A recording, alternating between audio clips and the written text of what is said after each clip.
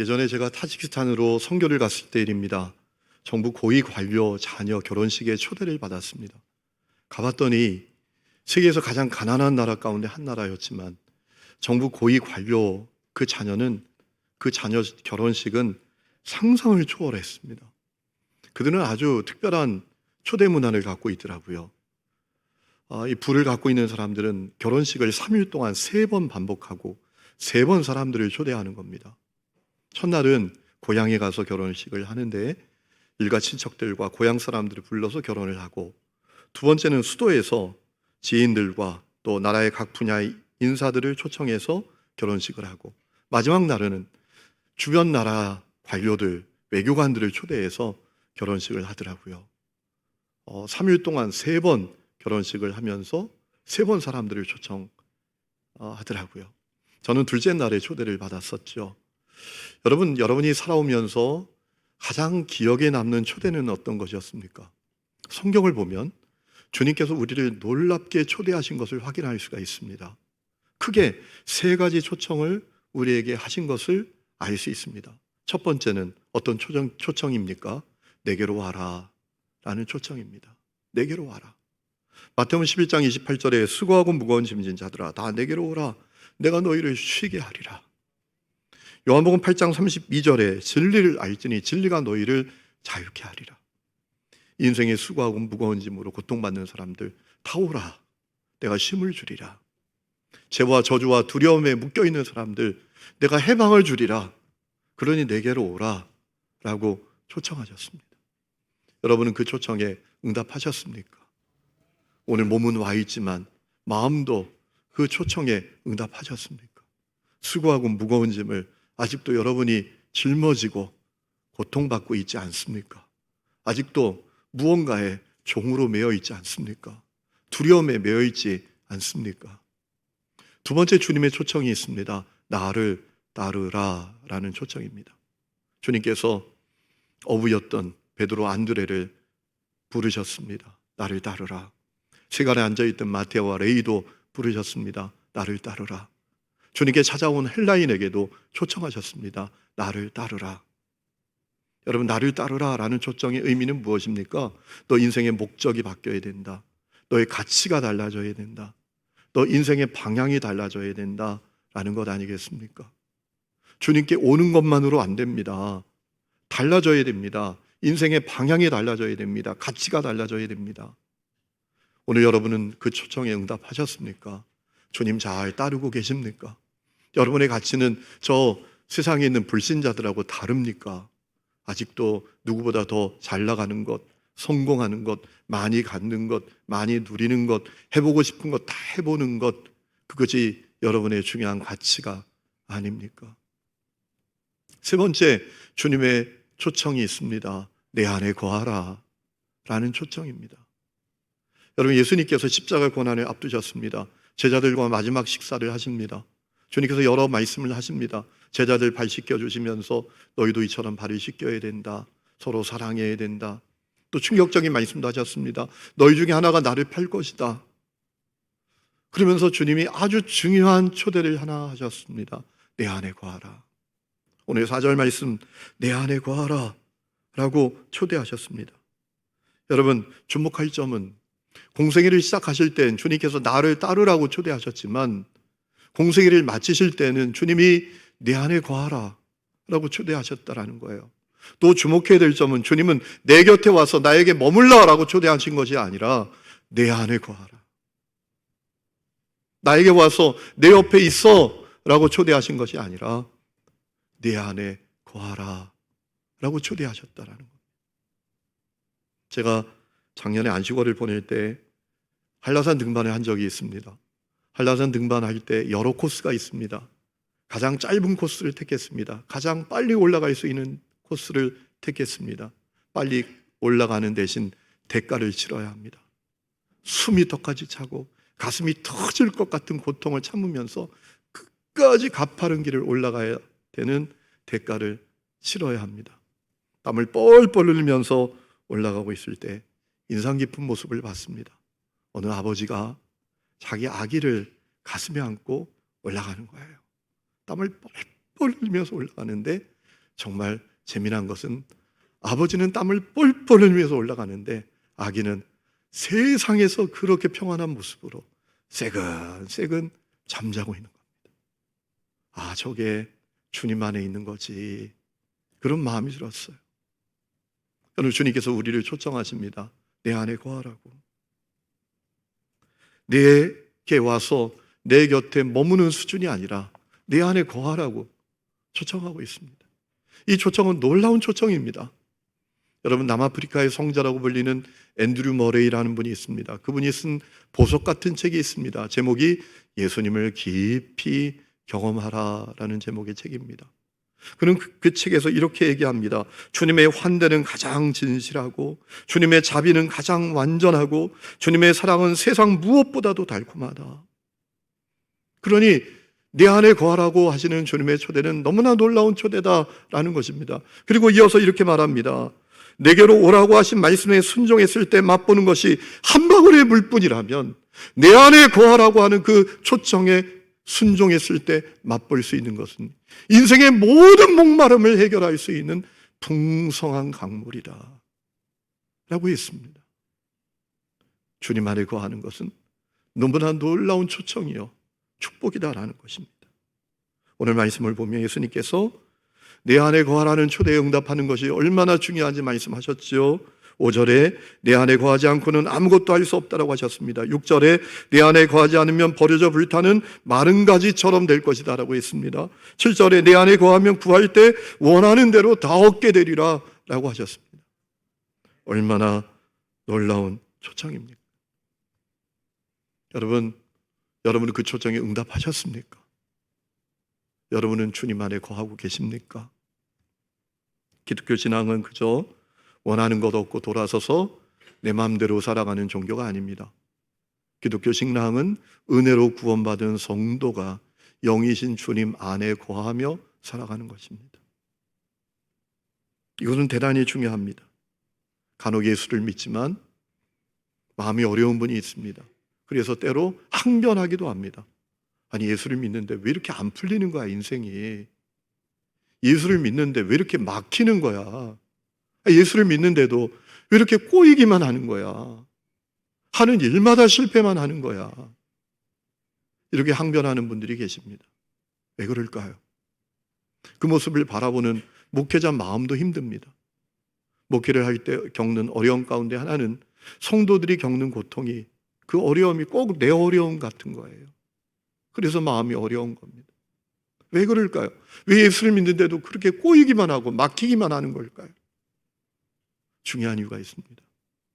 내 안에 거하라 라는 주님의 초대에 아직 응답하지 않았기 때문입니다. 여러분, 셋의 후손들이 그랬잖아요. 가인이 동생을 죽이고 실패했습니다. 하나님께서 아담의 가정에 새 역사를 시작을 하십니다. 가인과는 다른 씨인 셋을 주셨습니다. 그 가정에 새 역사가 시작되기를 원하셨던 것이지요. 그런데 셋의 후손들마저도 실패했습니다. 창세기 6장 2절 말씀을 보면 셋의 후손들이 실패한 원인이 무엇인지 알 수 있습니다. 이렇게 되어 있습니다. 하나님의 아들들이 셋의 후손들을 말합니다. 사람의 딸들, 가인의 후손들을 말합니다. 그들의 아름다움을 보고 그 다음에 중요한 말씀이 나오거든요. 자기들이 좋아하는 여자들을 아내로 삼았다. 아니, 내가 좋아하는 여자, 내가 아름답게 보이는 여자하고 결혼하는 거, 그게 뭐 문제야? 여러분, 이 말씀 가운데 중요한 사실을 우리가 확인할 수 있죠. 셋의 후손들은 하나님을 주목하지 않았습니다. 하나님을 의식하지 않았습니다. 하나님이 고려의 대상도 아니었습니다. 관심의 대상도 아니었습니다. 그저 내가 보고 느끼는 대로 살아가고 결정하는 사람들이었습니다. 그들은 주님 안에 거하는 삶이 없었습니다. 그래서 실패했던 것입니다. 안타깝게도 주님을 열심히 따른다고 하지만 주님 안에 거하는 삶이 무엇인지 모르는 사람들이 많습니다. 신앙생활을 시작한 지 오래됐지만 갈수록 믿음이 연약해지고 마음은 냉랭해지는 분들이 많습니다. 신앙 활동을 할 때는 대단한 신앙인 것 같지만 돌아서면 마음의 공허함과 허무함을 어찌할 줄 몰라서 살아가는 성도들도 많습니다. 교회 봉사를 할 때에도 기쁨과 감사로 하는 것이 아니라 불평과 불만만 가득한 분들이 많습니다. 그래서 늘 그가 있는 곳은 문제가 생기고 피스메이커가 아니라 트러블 메이커가 되는 역사도 많습니다. 예배 잘 드리고 내려가서 누구 험담하고 싸우고 얼굴 붉히고 그런 일들도 많습니다. 왜 그러죠? 중요한 이유가 있습니다. 내 안에 거하라 라는 주님의 초대에 응답하지 못했기 때문입니다. 주님 주변에서만 서성거리고 있었기 때문입니다. 이스라엘 성들이 그랬잖아요. 가나안 땅이 멀지 않아요. 가나안 땅이 아주 가까이 있었습니다. 그런데 거기 가지 못하고 주변에서 뺑뺑이 돌고 방황하고 헤매다가 결국 끝나는 인생이 되었잖아요. 그렇게 믿음의 길을 걷는 겁니다. 열심히 주님을 따르는 것 같지만 주변에서만 서성거리면서 평생 믿음의 길을 걷는 겁니다.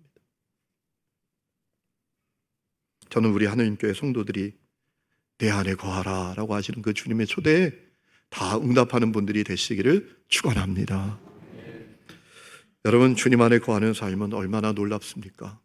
출애굽기 33장 11절 말씀을 보면 모세가 하나님을 대면하는데 친구를 대면하는 것처럼 아주 정겹게 친밀하게 하나님을 대면했다라고 했습니다.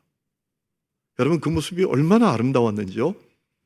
모세는 회막을 떠났지만 여호수아는 회막을 떠나지 않고 거기 머물러 있었다라고 했습니다. 아마 그러지 않았을까요? 하나님, 나도 그렇게 해주세요. 나도 그런 사람이 되게 해주세요 라고 하지 않았을까요? 시편 23장 말씀을 보면 다윗은 여호와는 나의 목자시니 내게 부족함이 없다 라고 했습니다. 주님이 나와 함께 하시니까 내가 죽음의 골짜기를 지날지라도 나에게 두려움이 없다. 주님 안에 거하는 삶이 그에게 있었던 것입니다. 디모데후서 4장 17절 말씀 보면 바울은 주님께서 내 곁에 계셔서 나를 사자 입에서 건져 주셨다. 주님 안에 거하는 삶이 바울에게 풍성했다라는 것을 확인할 수 있는 것입니다. 자, 그렇다면 우리 이런 질문을 할 수 있습니다. 우리는 어떻게 주님 안에 거하는 삶을 살 수 있는 걸까요? 주님이 보인다면 우린 가서 그냥 와라 안길 거예요. 아니, 그 품에 파고 들어갈 겁니다. 어떻게 우리는 주님 안에 거하는 삶을 살 수 있죠? 중요한 방법이 있습니다. 삼위일체 하나님이신 보혜사 성령을 통해서 우리는 주님 안에 거할 수 있습니다. 여러분, 예수님께서 내 안에 거하라 라고 제자들을 초대하시기 전에 그들에게 먼저 하셨던 말씀이 있습니다. 성령이 오신다라는 겁니다. 제자들이 예수님이 떠나신다고 하니까 너무너무 두려워하잖아요. 도마 같은 경우는 얼마나 두려워합니까? 그러자 예수님께서 말씀하셨습니다. 내가 떠나가면 보혜사 성령이 오신다. 요한복음 14장 16절에 내가 아버지께 구하겠으니 그가 또 다른 보혜사를 너에게 주사 영원토록 너희와 함께 있게 하리니 그는 진리의 영이라 세상은 능히 그를 받지 못하나니 이는 그를 보지도 못하고 알지도 못함이라. 그러나 너희는 그를 아나니 그는 너희와 함께 거하심이요 또 너희 속에 계시겠습니다. 성령님이 오시는데 그 성령님이 우리 속에 오신다라는 거예요. 여러분, 우리가 주님 안에 거한다라는 것은 성령 안에 거하는 것을 말하는 겁니다. 요한복음 14장 10절 말씀에 보면 예수님께서 그런 말씀하셨습니다. 아버지가 내 안에 있고 내가 아버지 안에 있다. 그리고 11절에 가서 성자가 성부 안에 있고 성부가 성자 안에 있는 것을 너희가 믿어야 한다라고 하셨습니다. 그런데 이 말씀이 이런 거 아닙니까? 성자가 성령 안에 계시고 성령이 성자 안에 계신다라는 겁니다. 그래서 우리가 주님 안에 거한다라는 것은 무엇인가 하면 성령 안에 거하는 것이 주님 안에 거하는 것이다 라는 거예요. 그렇다면 우리는 이런 질문을 가질 수 있습니다. 보혜사 성령은 정말 나에게 오셨나? 여러분, 보혜사 성령이 여러분에게 오셨습니까? 오셨습니다. 그 증거가 있습니다. 보혜사 성령이 내 속에 오신 확실한 증거 두 가지가 있습니다. 첫 번째, 내가 예수님을 주님이라고 고백하는 겁니다. 어디서 배워서가 아니라 습관이 아니라 학습이 아니라 정말 예수님이 나의 주님이신 것을 고백한다면 그에게는 성령님이 오신 것입니다. 고린도서 12장 3절에 말씀하셨습니다. 내가 너희에게 알리노니 하나님의 영 성령으로 말하는 자는 누구든지 예수를 저주할 자라 하지 않고 또 성령으로 아니하고는 누구든지 예수를 주시라 할 수 없느니라. 또 중요한 증거가 있습니다. 내게 있는 것이 다 하나님의 은혜야 라는 사실을 깨닫는 겁니다. 그러면 성령님이 오신 것입니다. 여러분 고린도전서 2장 12절에 말씀하셨습니다. 우리는 세상의 영을 받은 것이 아니라 하나님에게서 오신 영을 받았습니다. 그것은 하나님께서 우리에게 은혜로 주신 선물들을 우리로 하여금 깨달아 알게 하시려는 것입니다. 성령님이 계신 사람은 깨닫는 마음이 있는 거예요. 뭔가 좋은 게 생겼어요. 아, 은혜야. 주님이 주신 거야.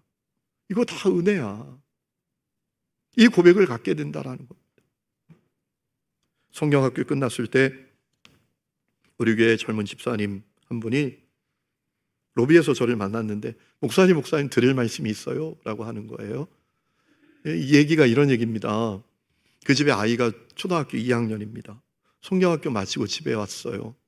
엄마에게 자랑을 하더랍니다. 엄마 오늘 성경학교 때 단체 사진 촬영했는데 내가 제일 좋은 자리에서 단체 사진 찍었다 그러더래요.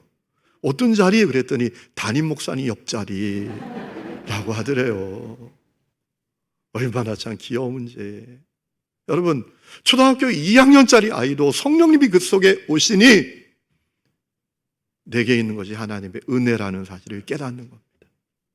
여러분이 예수님을 나의 주님이라고 고백한다면, 여러분에게 있는 것이 주님의 은혜인 것을 깨닫는다면 여러분 속에 분명히 성령님은 오신 것입니다. 확실히 오신 것입니다. 여러분 성령님이 내게 오시는 것은 너무나 중요한 문제입니다. 오셔도 그만, 안 오셔도 그만이 아닙니다. 너무나 중요한 문제입니다.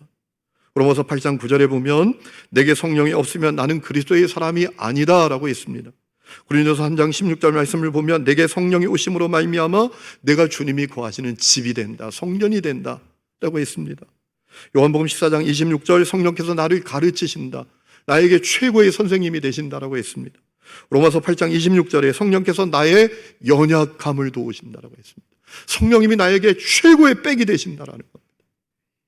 디모데후서 1장 7절에 내게 두려움이 아니라 능력과 사랑으로 살게 된다라고 했습니다. 요한복음 16장 9절에 15장 5절에 열매를 많이 맺게 된다라고 했습니다. 사도행전 1장 8절에는 땅 끝까지 권능을 받아 주님의 증인이 된다라고 했습니다. 그리고 무엇보다 세상 끝날까지 그 성령님이 함께 하신다라고 했습니다. 요한복음 14장 26절 그 성령이 영원토록 함께 하신다라고 했습니다. 여러분 생각해 보세요. 누가 여러분하고 영원토록 함께 할 것 같습니까? 배우자가, 자식이, 그렇게 귀하게 떠받드는 아들이, 여러분 아들을 가리키는 다른 용어가 있더라고요. 저는 얼마 전에 알았습니다. 남의 자식이라고. 아들은 남의 자식이래요. 결혼하면 남의 자식인 겁니다. 아들 떠받들지 마세요. 다 남의 자식이에요. 여행 가보면 그 가이드들이 다 외국 가이드들이 한국 여성을, 연령이 많은 여성들을 그렇게 부른대잖아요. 장모님이라고. 아들 소용없어요. 또 상처받지 마시고. 누가 여러분과 영원히 함께 할 수 있어요? 보혜사 성령께서 영원히 우리와 함께 하신다고요. 그렇다면 우리는 어떻게 구체적으로 주님 안에 거하는 삶을 살 수 있을까요? 몇 가지 말씀을 드립니다. 첫 번째, 내 인생의 주도권을 성령께서 가지시도록 해야 합니다. 성령님이 나를 지배하시도록 해야 합니다. 왜? 이미 성령님은 내 안에 오셨으니까. 내가 성령 안에 거하려고 막 애쓸 필요 없어요. 이미 성령님은 내 안에 오셨잖아요. 그러니 우리가 해야 될 일은 주도권을 성령께 넘겨드리는 거예요. 성령님이 나를 지배하시도록 하는 겁니다. 갈라디아서 5장 16절 말씀 보면 우리에게 두 가지 소욕이 있다라고 했습니다. 갈망이 있다라는 겁니다. 육체를 따르기 원하는 갈망, 성령을 따라 가기를 원하는 갈망. 뭐라고 말씀하셨어요? 16절, 내가 이루노니 성령을 따라 행하라 라고 하셨습니다. 여러분, 그래서 우리가 날마다 나의 그 견고한 자아의 죽음을 선포해야 합니다. 바울처럼 내가 그리스도와 함께 십자가에 못 박혔나니 이제는 내가 사는 것이 아니라 내 안에 예수께서 사시는 것이다. 이 고백을 선포해야 합니다. 성령께서 내 인생의 주도권을 가지도록 해야 합니다. 성령께서 나를 지배하시도록 해야 합니다. 두 번째는 날마다 성령님을 구해야 합니다. 날마다 성령님을 갈망해야 합니다. 가끔 아이들을 보면서 재미난 마음을 가질 때가 있습니다. 아니, 엄마 옆에 있으면서 엄마를 찾아요. 바로 엄마 옆에 있으면서 엄마를 붙들고 엄마 그래요. 엄마 어디 간 것도 아닌데 엄마를 얼마나 갈망하는지, 엄마 옆에 있는데도 엄마를 갈망해요. 주님을 향하여 우리가 그렇게 되어야 합니다. 순간순간. 시편 63장 1절 말씀을 보면 다윗은 이렇게 고백합니다. 하나님이여, 주는 나의 하나님이시라. 내가 간절히 주를 찾되 물이 없어 마르고 황폐한 땅에서 내 영혼이 주를 갈망하며 내 육체가 주를 앙모하나이다. 이 고백이 내 고백 되어야 합니다. 여러분, 구약 성경에 이동 예배당 나오죠. 성막이라는 게 있습니다. 성막은 세 부분으로 이루어져 있습니다. 성막들이 있고요, 성소가 있고요, 지성소가 있습니다.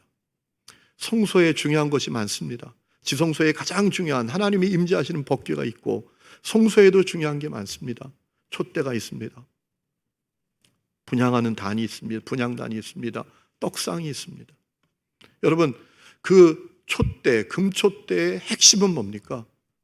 24시간 365일 불 꺼지면 안 됩니다. 늘 불이 타고 있어야 됩니다. 그것은 무엇을 의미합니까? 하나님을 갈망하는 우리의 마음이 늘 불타고 있어야 된다. 하나님을 원하고 구하는 우리의 마음이 언제나 불타고 있어야 된다는 거예요.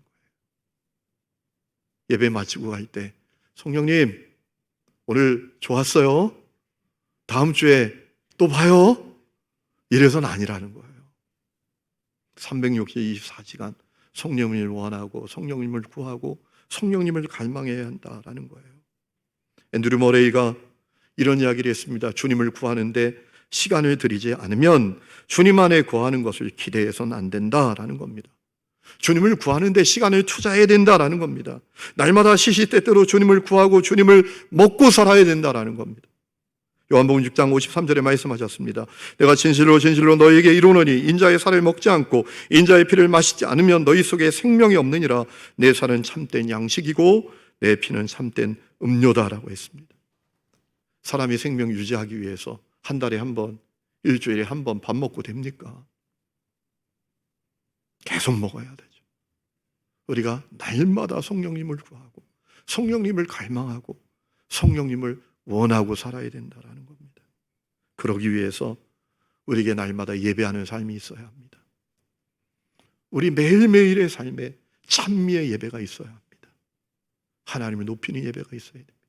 예배가 뭡니까? 하나님을 부르는 거예요. 여러분이 삶의 자리에서 하나님을 부른다면 그게 예배입니다. 셋의 후손 에노스 때 하나님을 불렀다라고 했잖아요. 거기서 부르다라는 단어는 히브리어로 카라라는 단어인데 예배 용어입니다. 하나님을 부르다라는 거예요. 예배는 하나님을 부르는 겁니다.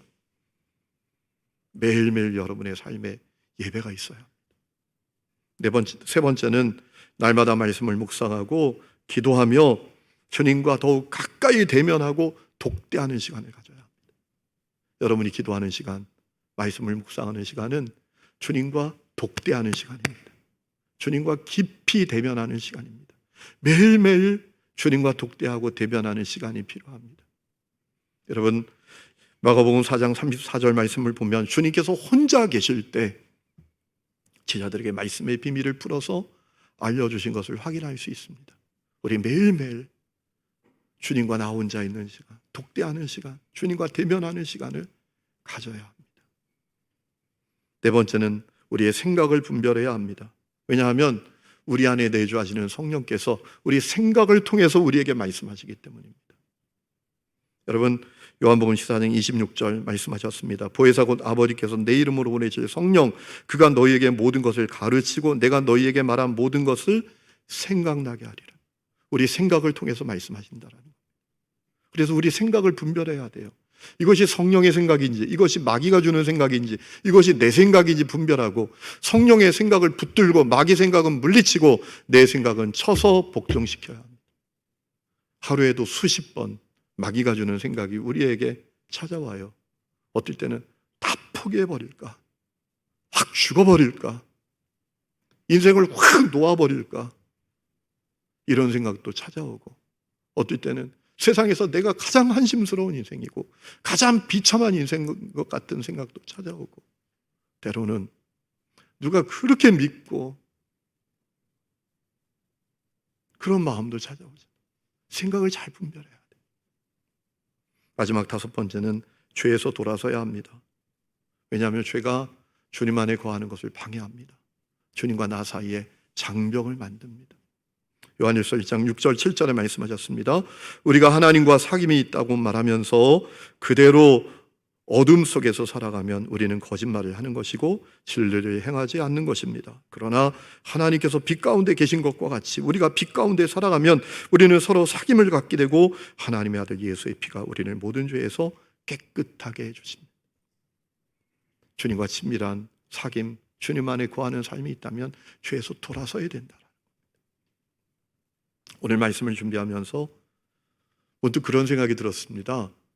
나에게 내 인생에 있어서 가장 행복했던 시간은 언제일까?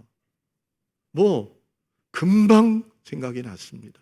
중학교 3학년 때 예수님 만나고 그 이후의 삶이었습니다.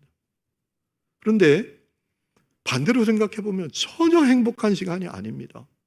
봉지쌀 사다 먹고 또 보충 수업비 못 내서 그렇게 선생님께 야단 듣고 살아가는 그 시절이 뭐가 행복합니까? 그런데 그때가 가장 행복한 시간이었어요.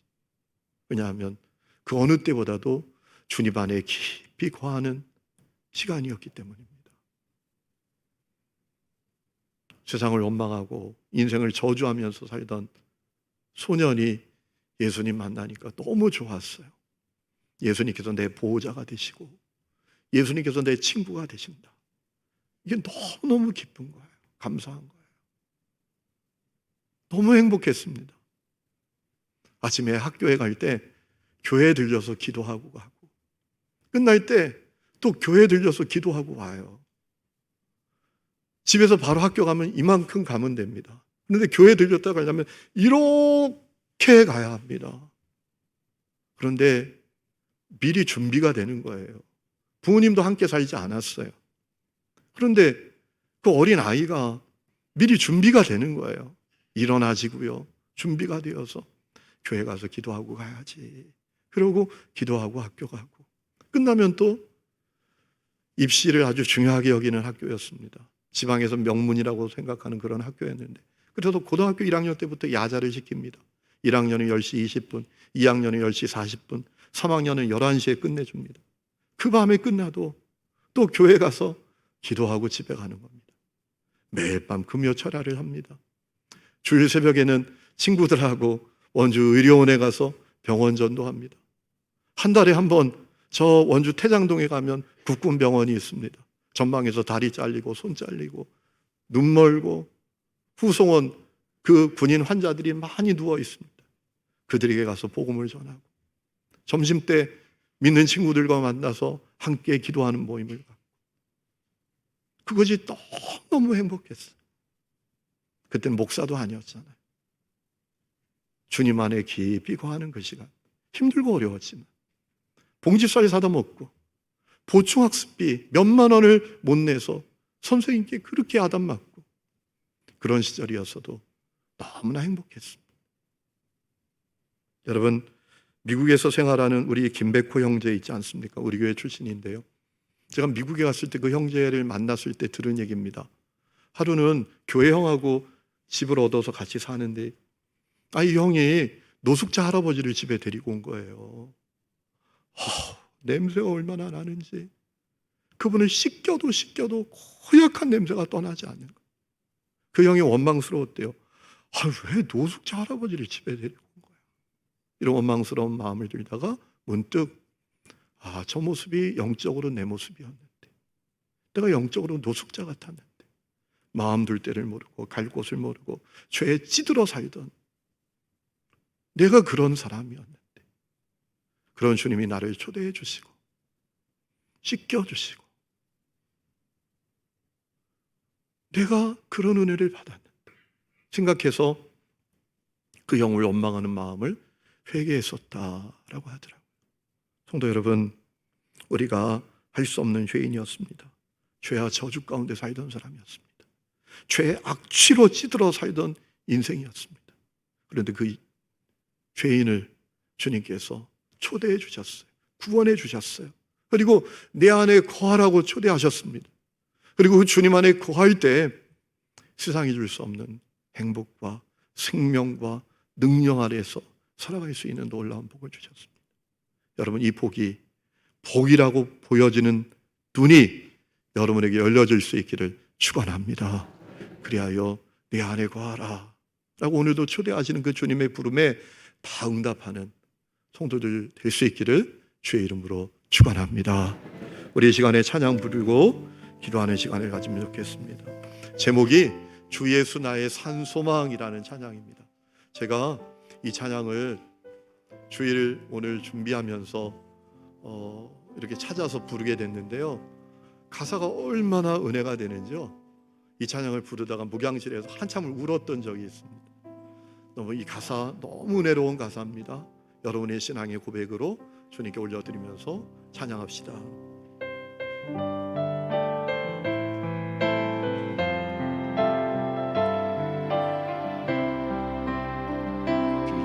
절망의 수령 가운데 주님께 닿을 수 없던 우리,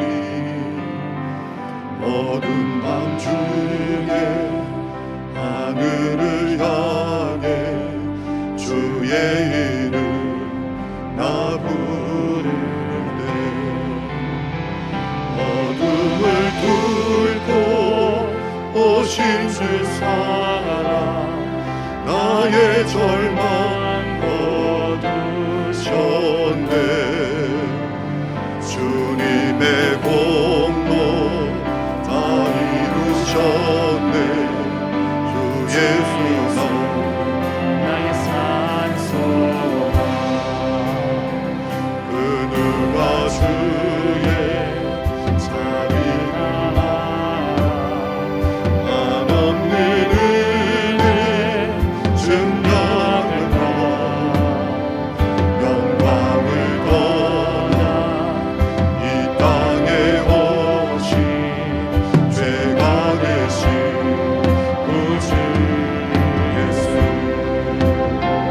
주의 십자가 내게 말하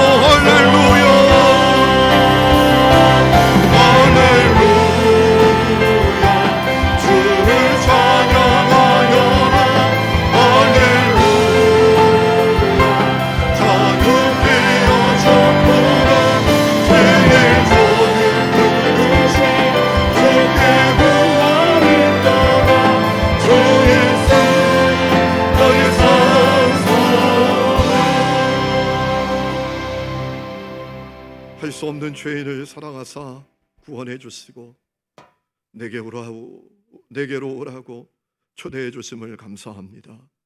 주여, 그 부르심에 다 응답하게 하여 주시옵소서. 그리하여 우리 삶 속에 생기와 능력과 생명으로 충만하게 하여 주옵소서. 이는 우리 주 예수 그리스도의 은혜와 하나님 아버지의 놀라운 사랑과 성령의 내주 동행하심이 날마다 평생토록 내 안에 거하라 라는 그 초대에 응답하여 주님 안에 거하며 살아가기를 원하는 하느님의 모든 성도들 위해 지금부터 영원토록 함께 계시기를 간절히 축원하옵나이다. 아멘.